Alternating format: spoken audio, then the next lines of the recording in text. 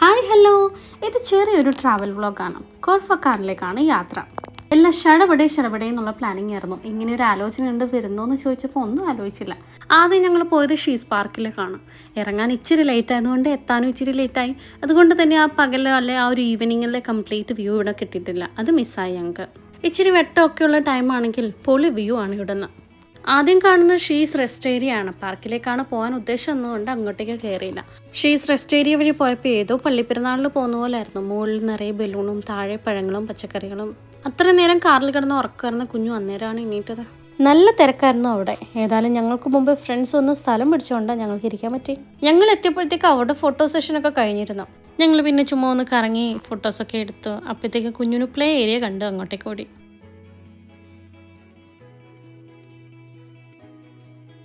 ഈ സ്റ്റെപ്പൊക്കെ കയറി മുകളിൽ നല്ല വ്യൂ ആണെന്ന് പറഞ്ഞുകൊണ്ടൊന്ന് ട്രൈ ചെയ്ത് നോക്കിയതാണ്. പക്ഷെ കുറച്ച് എത്തിയപ്പോഴത്തേക്ക് കുഞ്ഞുവിന് വയ്യാണ്ടായി. പിന്നെ അവനെ മടുപ്പിക്കണ്ടെന്ന് കണ്ട് ഞാൻ മാത്രം ഒറ്റയ്ക്ക് കയറി.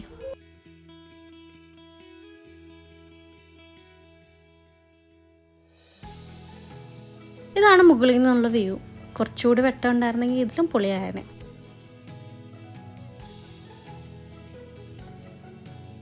ഇതാണ്ട് ആ മൂലയ്ക്കായിരുന്നു ഞങ്ങളുടെ സ്ഥാനം.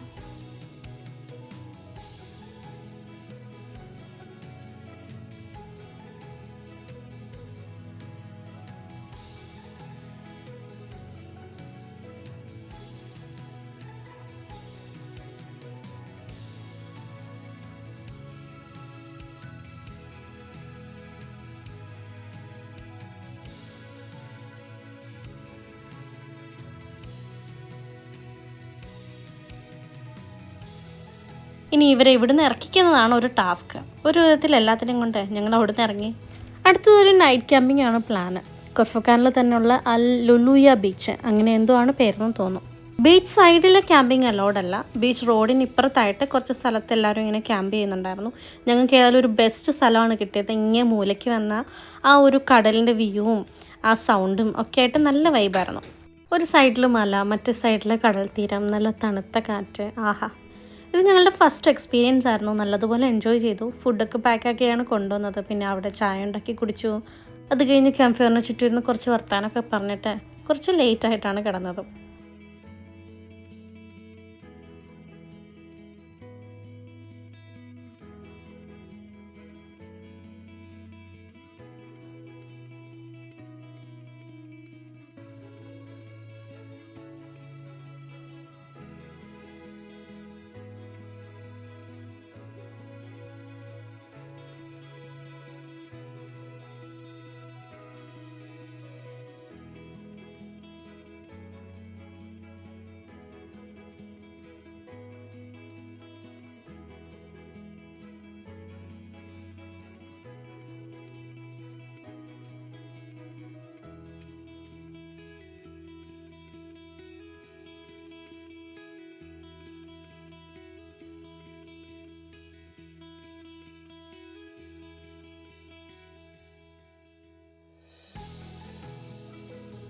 ഫസ്റ്റ് എക്സ്പീരിയൻസ് ആയതുകൊണ്ടായിരിക്കാം കാര്യമായിട്ട് ഉറങ്ങാൻ പറ്റിയില്ല. അതുമല്ല പുറത്തുനിന്ന് നല്ല സൗണ്ടും വരുന്നുണ്ടായിരുന്നു. കറക്റ്റ് 12 ക്രാക്കേഴ്സ് സൗണ്ട് കേട്ട് പുറത്തുനിന്ന് നോക്കിയപ്പോൾ കണ്ട കാഴ്ചയാണിത്.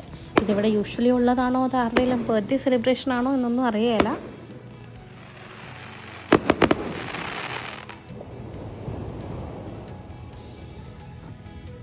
അങ്ങനെ കടലിൻ്റെ സൗണ്ട് കേട്ട് ഒരു ദിവസം ഇറങ്ങി. രാവിലെ ഏതാണ്ട് 5-6 എണീറ്റ് ഞങ്ങൾ പാക്കിംഗ് ഒക്കെ തുടങ്ങി. കാര്യം ഞങ്ങൾക്ക് സൺറൈസ് കാണാൻ പോകാൻ വേണ്ടിയിട്ടുള്ള തിരക്കത്തിലാണ്.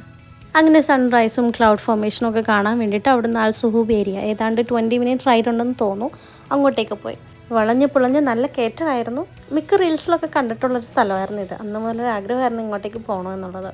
ഇങ്ങോട്ടേക്ക് എൻട്രി തികച്ചും ഫ്രീ ആണ്. പക്ഷേ പാർക്കിംഗ് ഒരു അവർ ആണെങ്കിൽ 20 ദിറം. ആ ഒരു അവർ കഴിഞ്ഞ് രണ്ടാമത്തെ അവറിലേക്ക് കയറിപ്പോയാൽ 60 ദിറം. അങ്ങനെ കൂടിക്കൂടിയിരിക്കും. ഏതാണ്ട് 6:45 അടുപ്പിച്ച് ഞങ്ങൾ ഇവിടെ നിന്ന് എത്തി. കുറേ നേരം വെയിറ്റ് ചെയ്തു സണ്ണൊന്ന് വരാൻ വേണ്ടിയിട്ട്. പക്ഷെ ഞങ്ങൾ പ്രതീക്ഷിച്ചത്ര ഒരു സൺറൈസ് ഞങ്ങൾക്ക് ഇവിടുന്ന് കിട്ടിയില്ല. പക്ഷെ അപാര വ്യൂ തന്നെയാണ് കേട്ടോ ഇവിടുന്ന്. വീഡിയോസും ഫോട്ടോസൊക്കെ എടുത്തിട്ട് മതിയാവാത്ത പോലെ തോന്നി.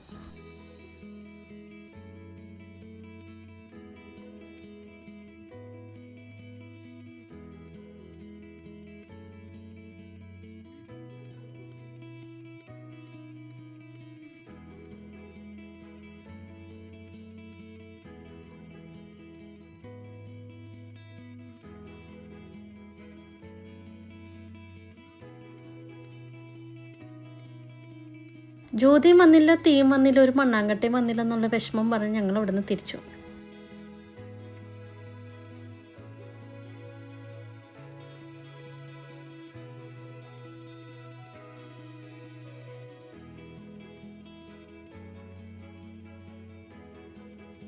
ഇറങ്ങിക്കഴിയുമ്പോഴാണ് നമ്മൾ പാർക്കിംഗ് ഫീ അടയ്ക്കേണ്ടത്. ഇനി അടുത്തത് അൽ റഫീസ ഡാം.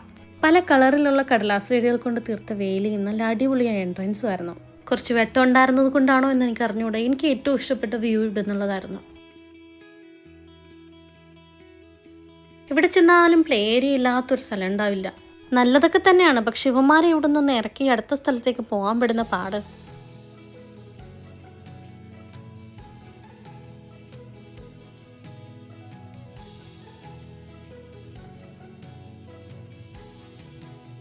അവർ വരാണ്ടായപ്പോൾ പിന്നെ ഞാനും കയറി അങ്ങ് എക്സ്പ്ലോർ ചെയ്തു. അതിനല്ലേ മുമ്പ് അങ്ങോട്ടൊക്കെ പോയതും. ആ എക്സ്പ്ലോറേഷനിൽ ചെറുത് വലുത് എന്നൊന്നും മാറ്റി നിർത്താൻ പാടില്ല എന്നതാണ് എൻ്റെ ഒരു ഇത്. ഏത്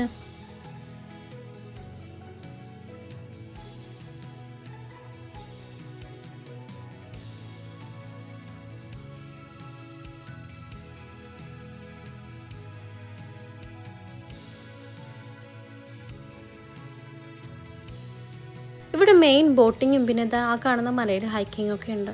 സൂക്ഷിച്ച് നോക്കിയ കുഞ്ഞു മനുഷ്യർ മല കയറുന്നത് കാണാം.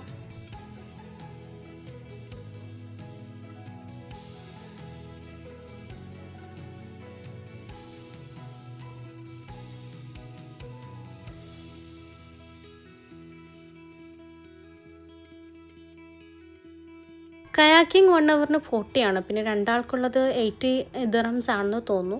അങ്ങനെ മുകളിലേക്ക് പോകുന്ന അവിടുത്തെ ബോട്ടിങ് റേറ്റുകളൊക്കെ. ഇവിടെ എൻട്രി ഫ്രീ ആണ്, പക്ഷേ പാർക്കിംഗ് ചാർജ് കൊടുക്കണം.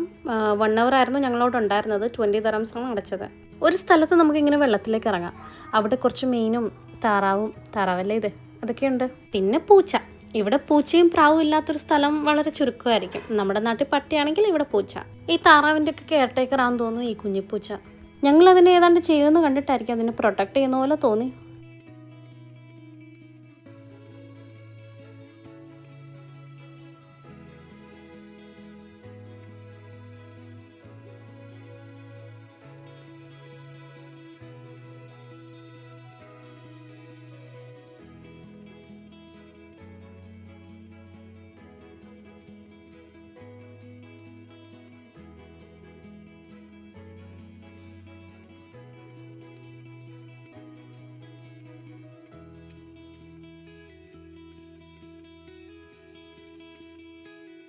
അതിനുള്ളിലൊരു റെസ്റ്റോറൻറ്റും ഉണ്ട്.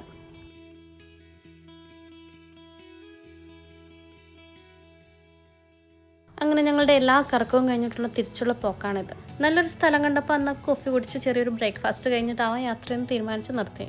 ചുറ്റും മല, അതിന് നടുക്കിരുന്ന് ഒരു ചൂട് കാപ്പി. അങ്ങനെ എല്ലാം കഴിഞ്ഞ് കുറച്ച് വിഷമത്തോടെയും ഉറക്കച്ചടവോടെയും കൂടി ഞങ്ങൾ തിരികെ വീട്ടിലേക്ക് പോയി.